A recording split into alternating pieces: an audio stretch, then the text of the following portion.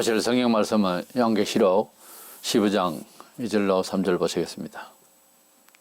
또 내가 보니 불이 섞인 유리바다 같은 것이 있고 짐승과 그의 우상과 그의 이름의 수를 이기고 벗어난 자들이 유리바닷가에 서서 하나님의 거문물을 가지고 하나님의 종 모세의 노래 어린 양의 노래를 불러 이르되 주 하나님 곧 전능하신 이시여 하시는 일이 크고 놀라우시도다. 만국의 왕이시여 주의 길이 어렵고 참되시도다. 아멘. 본장 15장 바로 앞에 14장 후반부에 보면은 두 가지 천사가 추수하는 경우가 나옵니다. 우선 알곡과 가라지의 추수로 그런 장면이 있었습니다. 14장이나 15장에서 이런 환상적인 구원의 내용, 찬양의 내용, 이것이 왜 있나 하면 13장에 그러니까 장래에 나타날 적그리스도가 큰 환란을 일으킬 때에 믿음을 가진 성도라고 하지만은 우리의 그 역사적인 경험을 봐서도 배신할 수도 있고 낭망할 수도 있고 시험을 받을 수가 있습니다. 그래서 이제 하나님 없는가 싶을 정도로 그런 큰 환란이 올 때에 이제 우리가 믿음을 상실할까봐 아니다, 반드시 너희들은 구원받는다 하는 내용을 주시기 위해 14장 15장을 마지막 나팔재앙을 이제 맞이하기 직전에 우리에게 소망으로서 이런 환상을 주신 것입니다. 본장에는 하나님 백성인 유괴 백성인 이스라엘과 그리고 기독교인들이 함께 구원받아서 하나님 앞에 찬양하는 모습으로서 위로하고 있는 환상을 보게 됩니다. 이래서 유대인과 기독교인의 합창이라는 주제로 말씀을 나누고자 합니다. 먼저는 이긴 자와 벗어난 자 이런 말이 나오는데 이긴 자, 이 말은 신약적인 말입니다. 믿음으로 이 세상을 승리한 기독 성도를 말합니다. 종말에 있을 마지막 나팔장 16장 18장까지 있는데 이 끝나고 난 뒤에 우리가 하나님 앞에 서서 주의 재림 앞에 하나님을 찬양하게 되는 그런 내용인데 본문 2절에 불이 섞인 유리바다 그의 이름의 수를 이기고 벗어난 자들이 유리바닷가에 서서 그런 말이 나옵니다. 유리바닷가 바다라고 하면은 우리 성막제도 구약시대에 보면은 제사장이 거기에서 큰 대야 둥그런 대야에 물을 담아놓고 손을 씻고 그리고 이제 제물을 잡고 하는 과정이 있습니다. 씻는 것은 회개죠. 일상의 회개를 위해서 그렇게 물을 담아놓고 이것은 그리스도의 보혈 안에서 우리가 매일마다 제 씻음을 받아야 한다는 거죠. 무엇보다 주님께 무엇을 드리기 위해서나 또는 회개하기 위해서나 제물을 드리기 위해서 그렇게 주님의 보혈 안에서 우리가 씻음을 받아야 된다. 그런 의미가 있습니다. 그런데 불이 섞인 유리바다가 마침내 구원의 나라 천국에 완전 입성을 하기 직전에 그 유리바다가 있는데 그 유리바다는 불이 섞였다 그랬어요. 이것은 대환란을 다 통과하고 난 뒤에 환란이 다 지나고 난 뒤에 하나님 나라에 들어가게 된다. 불신자들이 뭐 거기를 지나서 가는 것이 아니라 불신자들은 환란도 받고 지옥도 가겠지만은 그래서 그리스도인들이 이 대환란을 받고 난 뒤에 하나님의 나라에 들어가게 된다는 그런 뜻으로서 이런 환상이 보이는데 정광훈 목사라고 하는 사람은 이 불이 섞인 유리바다를 지나는 것은 성도가 죽기 전에 회개가 덜 되어서 거기서 회개를 하고 그렇게 이제 완전 성결을 해서 하나님 나라에 들어갈 수 있으니까 지상에서 회개 다 못하고 걱정하지 마라 뭐 이런 식으로 설교를 한 적이 있어요. 그것을 주장해요. 근데 이 본문은 그런 내용이 아닙니다. 그렇게 주장하면은 카톨릭에서 말하는 연옥설이라는 게 있어요. 천당도 지옥도 아닌 곳에서 머뭇거리는 사람들이 지상에서 가족이나 또는 성자라 할 만큼 정말 예수를 잘 믿는 사람이 공덕을 쌓아서 그 사람을 위해서 기도하고 또 뭐 헌금도 하고 그런 종교적 행위로 통해서 그 사람이 구원을 받는다 뭐 이런 말도 안 되는 이런 교리가 있어요. 그래서 행위의 구원론이죠. 그런데 사후에는 우리가 소통을 할 수가 없다고 성경은 되어 있어요. 사람은 살아있는 동안에 지구촌에 있을 때에 기도하고 남을 위해서도 대신 기도하고 또 충성하고 그럴 수 있고 또 회개할 수 있는 것이지 사후에는 그렇게 될 수가 없어요. 우리가 믿음이 얼마나 자랐든 간에 영화롭게 이제 우리 영혼이 하나님과 갈 때는 흠이 없고 점이 없어야 됩니다. 그것은 우리가 할 수 있는 것이 아니고 하나님 말씀대로 사람만큼 영광스러운 빛을 안고 영혼이 들어가게 될 때에 죄를 안고 가는 일은 없어요. 다 없어집니다. 원체 우리가 무슨 회개를 해야 구원받는다 이러지만은 회개 자체가 우리의 의지도 아니에요. 사실은 회개도 하나님께서 은혜를 주셔서 되어져서 하는 거예요. 원래는 간절해야 되는 것만은 사실인데 회개가 되어질 때를 보면 이건 은혜로 되어진다라고 하는 생각을 하게 됩니다. 사람이. 그래서 은혜를 받아야 또 회개가 되는 거예요. 그렇기 때문에 죽을 때는 뭐 감각적으로 말도 못하고 서로 그런 상황에서 대다수가 눈을 감고 가는데 하나님께서는 그 마지막 남은 그의 영혼의 모든 죄를 다 걷어서 내고 깨끗하게 그 사람이 받을 만큼 상급의 맑은 영혼만 들고 가요. 그렇기 때문에 우리가 뭐 죽고 난 뒤에 또 회개를 하고 그런 과정은 없습니다. 성경에 어디에나 그런 내용이 안 나와요. 그래서 이 본문의 내용은 불이 섞인 유리바다가 성전 앞에 있다고 하는 것은 불의 환란을 다 통과하고 난 뒤에 바다는 어차피 세속을 상징하잖아요. 세상에 불이 섞인 유리바다 환란을 다 통과하고 난 뒤에 하나님 아버지께로 간다 하는 내용입니다. 그래서 말세에 모든 성도들이 환란을 다 통과하고 마침내 하나님 나라에 들어가게 된다 하는 그런 뜻입니다. 본문에 그의 이름을 수를 이기고 그에 가는 것은 적그리스도로 말하죠. 짐승의 수를 이기고 벗어난 자, 이긴 자와 벗어난 자가 있죠. 자들이 이제 들어가게 된다 그랬는데 이긴 자라는 말은 우리가 이 세상을 살아갈 때 목표가 잘못됐고 잘못되니까 방법도 잘못됐고 불의하고 막 이런 세상을 살다 가는데 우리가 하나님을 만나고 참된 진리와 삶의 바른 법칙을 깨닫는 자체는 선택의 여지가 없이 이 진리대로 살아야 된다고 하는 사실 앞에 우리가 믿음으로 여러 번 실수하고 하지만은 그러나 하나님이 참신이시고 예수 그리스도를 통하여 속죄받고 하는 이 대원칙 안에서 우리가 사는 것은 무엇을 통해서 속죄받을까 방황하고 하는 이 많은 사람들은 답이 없지만 우리는 이미 답을 얻었고 승리자가 된 거예요. 사실은. 그래서 예수 그리스도를 통하여 우리는 세상의 모든 근심과 염려와 답이 없는 모든 것에 대해서 완전히 종지부를 찍고 우리가 하나님 나라에 갈 수 있는 대로를 열어주신 것이 하나님의 은혜죠. 이래서 우리는 든든히 믿고 진리 가운데서 우리 영혼을 맡겼어요. 우리 인생 자체를 맡겼어요. 그것은 바로 세상을 이기는 힘이 되어버렸습니다. 이래서 세상은 궁극적으로 마귀의 존속 가운데서 있다가 멸망을 받고 지옥을 가겠지만은 우리는 그리스도 안에서 비록 이 세상에서 불의불충 부족함이 많지만은 그러나 예수를 그리스도로 모시는 그런 믿음을 가진 자는 죄와 허물과 행벌을 통해서 이 세상에 고통 많이 있는 이 세상만 살다가 지옥까지 가게 되는 이런 상황에서 우리는 가지 않을 수 있도록 하나님께서 그렇게 언약을 해 주셔서 언약의 백성이 되어버린 자체는 세상을 승리한 자라 그 말이에요. 세상을 승리한다는 말. 그래서 예수 그리스도를 믿음으로 받은 지각과 신과의 언약 관계는 세상이 요구하는 사망과 괴로움에서 우리가 벗어날 수 있는 승리자로서 우리의 존재에 대해서 정체를 바꿔놨어요. 그렇다면 바뀐 정체의 승리자의 삶을 충분히 살아낼 수 있도록 강력한 믿음을 가지고 살 일만 남았지 긴가민가 하는 세상을 사는 것이 아닙니다. 성도는. 그래서 이미 세상을 이긴 자로서 사는 거예요. 마치 뭐 어떤 게임을 할 때에 상대편이 아주 이제 초보입니다. 나는 프로고 그랬을 때 게임에 들어가면은 프로는 가령 당구를 치면은 초보가 칠 수 없도록 이렇게 만들어가면서 그렇게 쳐요. 방법이 틀려요. 그러니까 이제 프로는 이미 보통 하는 말이 잡고 친다 그래요. 상대방은 이렇게 털어지고 진다 그 말이죠.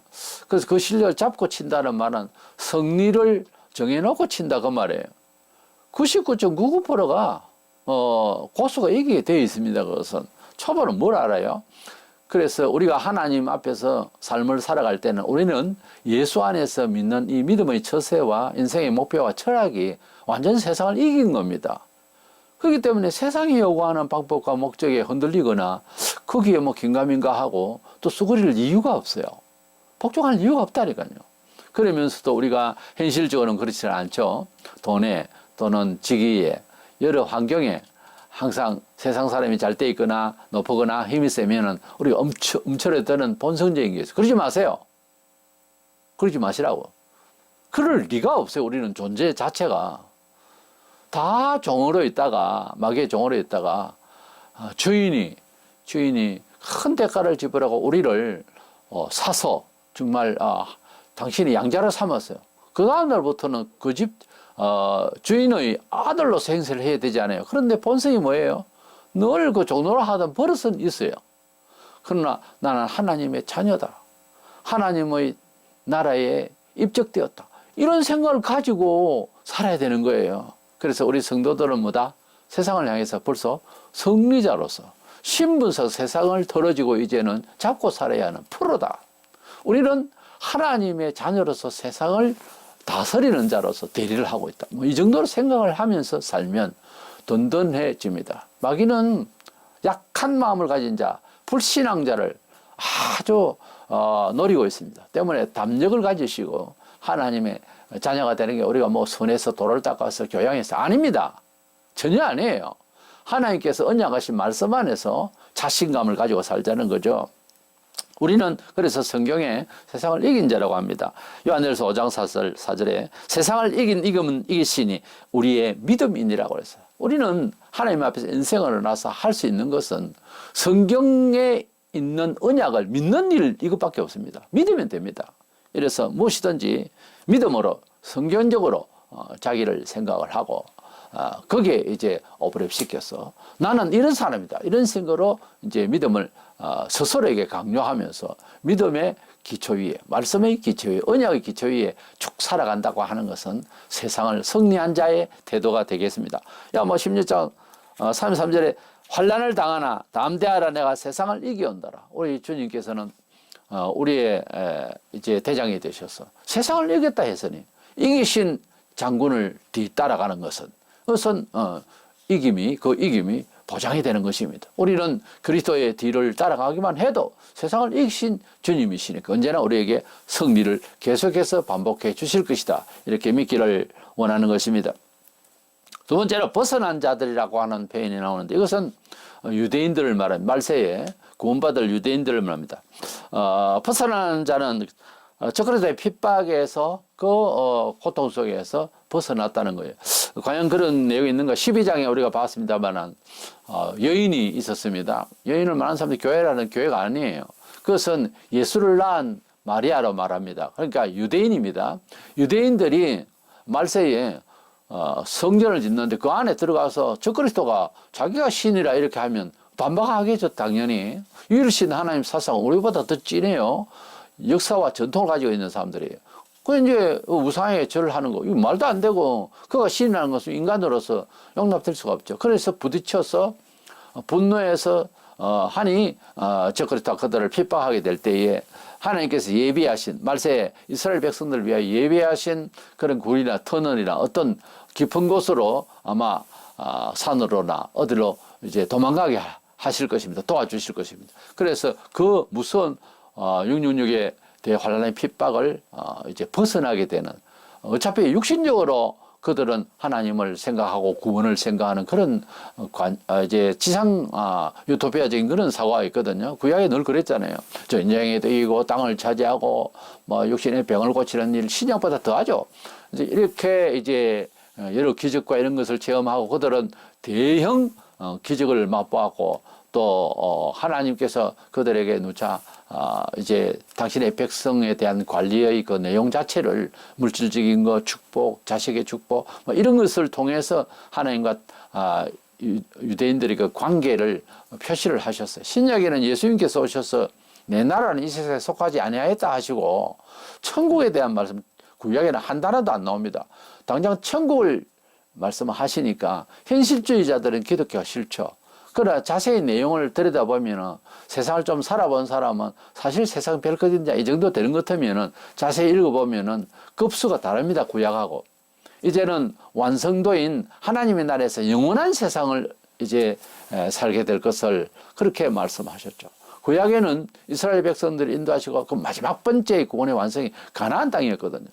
조상에게 약속한 가나안 땅에서 그 가나안 땅에 뭐 적과 구리가 흐른다 하지만은 기후 조건과 모든 토양과 이런 조건이 그렇게 좋아서가 아니라 하나님께서 함께 하시니까 은총을 받는 거예요.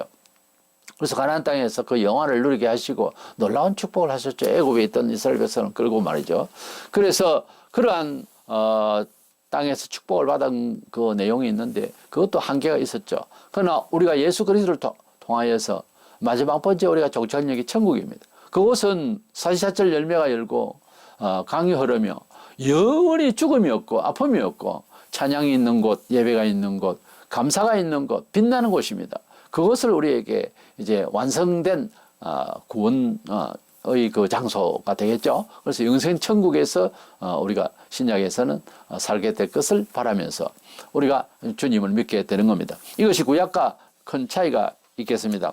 이래서 12장에서 이스라엘 백성들은 육신은 어차피 구원의 하나님을 아니까 그들은 대환란 중에 성도들은 핍박을 받고 기독교인들은 순교도 당하고 하지만은 그것까지 굽히지 아니고 죽어도 우리는 천국 간다 이렇게 돼 있고 유대인들은 그것이 아니기 때문에 몸을 피신해서 구원을 받을 수 있도록 그렇게 했습니다.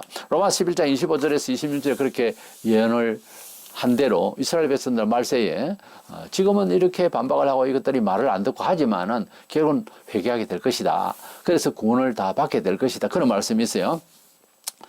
우리 성도들도 우리가 예수 믿으면서 환란을 또는 정치적인 환란, 역사 속에서 여러 나라와 우리나라도 그런 경험을 받았는데요. 어떤 사람은 선교를 해서 영광스럽게 죽을 수도 있고요. 또 여러 경우가 있는데 오늘 10장 13절에 보면은 시험 당할 점에 또한 피할 길을 내사 너희로 능히 감당하게 하시느니라 이런 말씀이 있어요. 우리 성도들이 예수 믿고 살아보면 시험을 받게 돼요. 근데 그 시험을 어떻게 안 하고 벽에 부딪힐 때 기도하고 정말 울고불고 한참 애를 태우고 있으면 하나님께서 묘하게 그것을 헤쳐나갈 수 있는 길을 또 열어주세요. 그것은 만드는 게 아니고 이미 설정되어 있다고. 중요한 거는. 우리가 하나님을 믿고 무엇을 달라고 할 때 새로 재창조를 해달라 하지만 눈이 안 열려서 안 보이는 거예요. 귀가 안 열려서 안 보이는 거예요. 근데 하나님께서 응답으로 착 갖다 들이대면은 아이고 다 이게 여호와 이래로 설정되어 있었구나. 물론 미리 알 수는 없어요. 혹 어떤 경우에는 조금 민감하게 알듯 말듯 하는 경우도 있어요. 또는 아는 경우도 있지만 대부분 우리가 앞이 막혔을 때에 하나님 앞에 기도하면은 응답을 받을 때 보면 다 설정이 되어 있는 거예요. 하나님께 딱 준비를 하셨더라고. 사람이면 사람, 돈이면 돈, 환경이면 환경, 모든 요소들 전부 다 완벽하게 준비해 놓으시고 때가 되면은 기도하고 그렇게 할 때 하나님께서 응답을 해야 되겠다 싶으면은 그렇게 이제 눈이 열려서 보이게 하시고 만나게 하시고 얻게 하시고 그러시더라고. 개인적으로만 아니라 모든 사람들의 그 응답에 대한 간증을 들어보면 다 그렇더라고. 그래서 분명히 없었는데 생기는 거예요. 무에서 유를 창조하시는 하나님. 사실은 모든 것을 섭리를 다 완벽하게 예정해 놓으셨어요. 그것을 우리가 챙기고 은택을 받고 그리고 저에게 찬양하려면은 말씀대로 살고 기도함으로써 얻게 되는 거죠. 아무리 하나님께서 준비하시고 아무리 이스라엘 백성을 이기게 하시려고 다 작정이 있어도 그래도 기도해서 구해야 할지니라고 하신 말씀이 있어요. 그러니까 우리가 기도하지 아니하고는 아무리 섭리를 위해서 준비된 것이 있어도 그냥 뭐 의미 없이 주시지는 않습니다. 그래서 간절하고 우리가 노력하고 또 하나님의 말씀대로 살고 또 고난도 받고 뭐 이런 과정을 통해서 예비하신 것을 주시는 것입니다.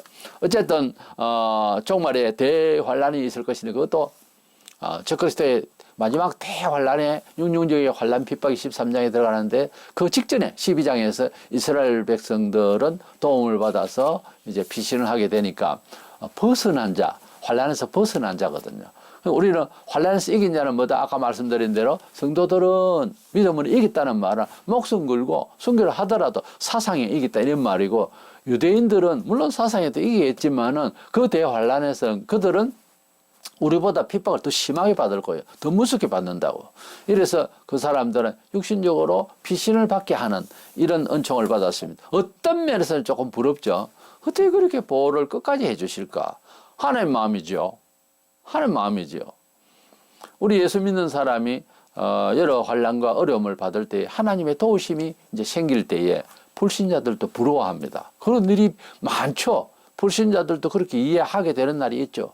왜 그럴까요? 하나님은 은혜인데 어떡해요? 그 은혜를 받자 이 말이에요. 그 은혜 안으로 들어오자 이 말이에요. 알면서도 보면서도 평가를 하면서도 불신자들도 기독교가 국가에 어떤 역사를 이루었다 다 알아요. 그러면서도 회개를 안 한다. 그거는 인적으로서 어떻게 할 수가 없어요. 뭐 상담적으로 될 일이 아니에요. 그거는 매를 맞아야 합니다. 알고도 그러면 되는가요? 정말 교양은 참 교양은 뭐예요? 교양 있는 사람은 사실 앞에 어떤 정의 앞에 정말 무릎을 꿇는 것입니다. 그게 진정한 승리자입니다. 맞다 하면서 끝까지 이를 악물고 반박이나 하고 그건 보기 안 좋은 모습이에요. 그런 고집은 아무 쓸데기 없어요. 우리가 하나님의 역사를 보고 하나님의 은혜를 받았으면 무릎 꿇고 감사할 줄 알 때에 또 더 은혜를 주신다고 하는 놀라운 사실. 우리가 하나님 앞에서 낮아지는 것은 결코 그냥 낮아지는 게 아닙니다. 높아지기 위함입니다. 그것을 아셔야 되는 겁니다. 세 번째 보는 것은 본문에 보면 모세의 노래, 어린 양의 노래 이런 앞에 노래는 노래인데 세 노래가 이제 있는데 이 노래가 이런 형용사가 없습니다. 모세의 노래, 어린 양의 노래 이렇게 되어 있습니다.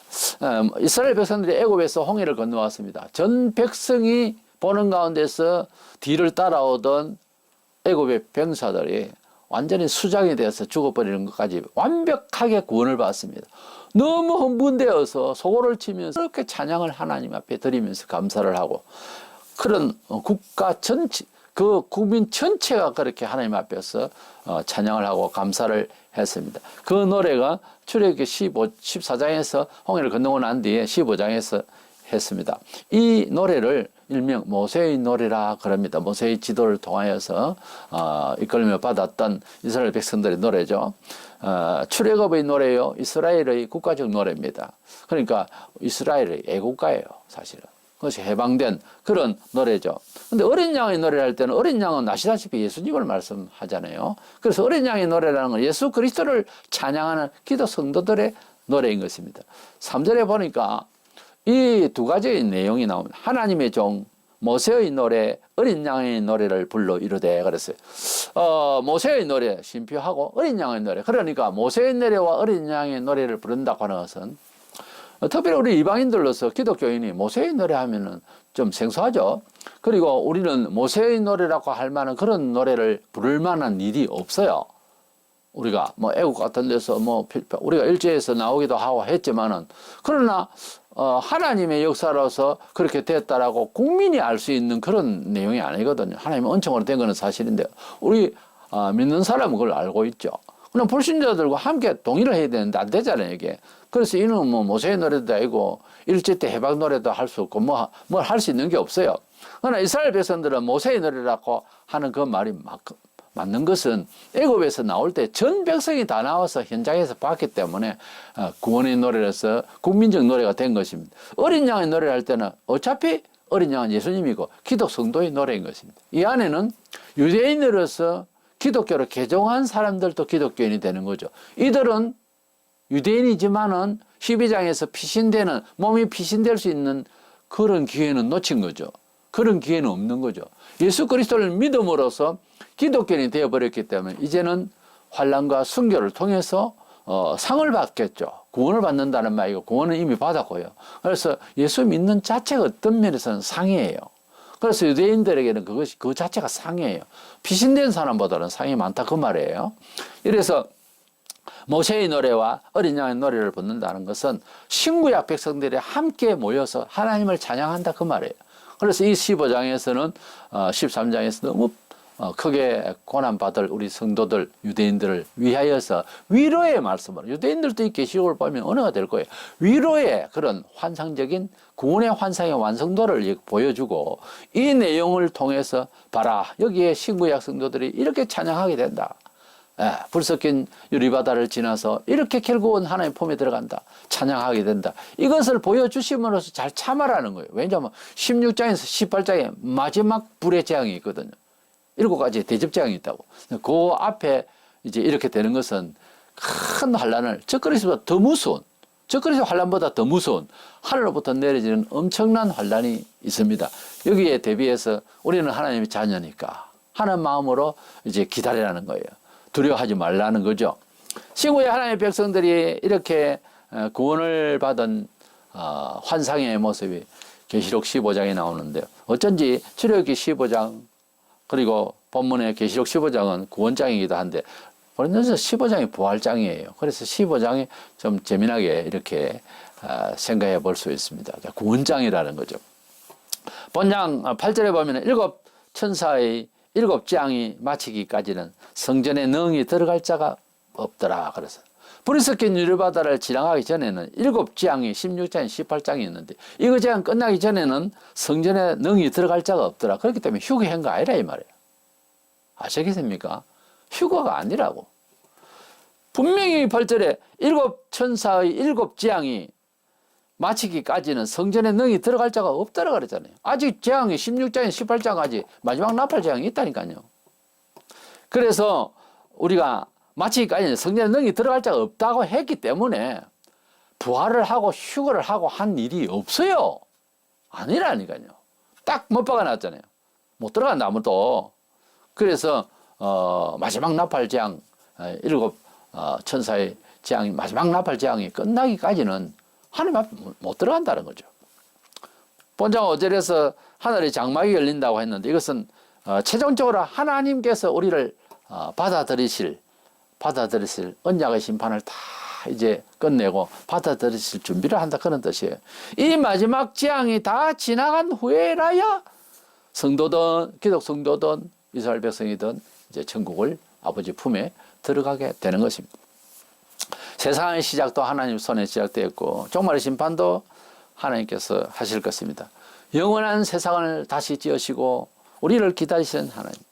우리는 지구촌에서 나서 어떤 식으로 살든지 다 죽습니다. 그리고 죽은 뒤에는 히브리 9장 27절에 심판이 있다고 했습니다. 천국과 지옥으로 보내지게 될 것입니다. 우리가 당하는 지금 지구촌에 여러 가지 재앙들도 있지만 말세에 되어질 재앙에 대한 요한계시록 6장에서 18장까지는 엄청 무섭고 담이 약한 사람은 그냥 쓰러져 죽을 것입니다.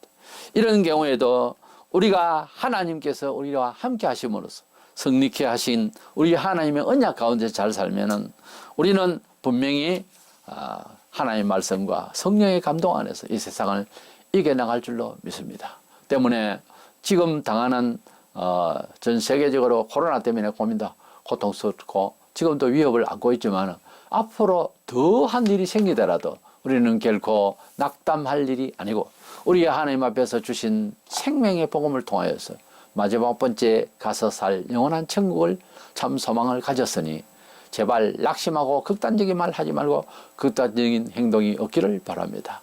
우리 주님은 뭐 어디 쉽게 메시아 역을 했습니까? 너무나 고통스럽게 주님은 아무리 믿음이 좋아도 문화 번영주의자들은 우리 하나님 믿으면 무조건 잘 된다는 쪽으로 생각하면서 예수를 바라보세요. 그런 능력을 가진 사람은 왜 그래 죽었습니까? 마찬가지입니다. 믿음이 좋았던 사람은 오히려 세상에서 버림을 받고 정말 매를 맞고 순교를 당하고 얼마나 정말 선교를 위해서 노력하고 믿음이 좋았던 사람인데도 그렇게 돌아가셨습니다. 잘 믿으면 복 받고 편하고 몸이 안 상한다. 그거는 성경에 없어요. 그런 식으로 생각하면 안 됩니다. 우리는 믿음으로 다니엘의 세 친구처럼 죽을지라도 우상에게는 절하지 않는다. 이런 말을 왕 앞에 감히 하면서 우리를 불 가운데 던지더라도 하나님은 살리시겠지만 우리를 안 살려준다 해도 절은 할 수가 없습니다. 나는 성경에서 다니엘의 세 친구만한 그런 용감한 사람을 본 적이 없어요. 너무 대단한 거예요. 우리의 믿음은 조건적으로 세상 것으로 우리가 거래를 하는 것이 아니라 우리 하나님을 만난 자체가 구원의 하나님을 내가 아버지라고 부를 수 있는 자체가 은총이요 축복이요 기적인 것입니다. 이 가운데서 너무 섭섭해하지 말고 세상 것에 연연하지 말고 조금 적게 먹으면 오히려 소식하고 오래 살아요. 사실은 너무 많이 끌어당기지 말고 너무 염려하지 말고 주신 것만큼만 가지고도 얼마든지 행복하게 살 수 있습니다. 그래서 문화적인 요건에서 목숨 걸지 말고 계산하지 말고 우리 하나님을 더 어떻게 하면 더 많이 사랑할 수 있는 조건이 될 것인가. 그걸 생각하셔야 되고 그걸 목적하시면 반드시 하나님 함께 하셔서 행복하게 세상 살다 가게 하실 것입니다. 주님 오시는 그날까지 끝까지 인내하고 믿음을 잘 지키는 저와 여러분 되시기를 주의 이름으로 축원합니다.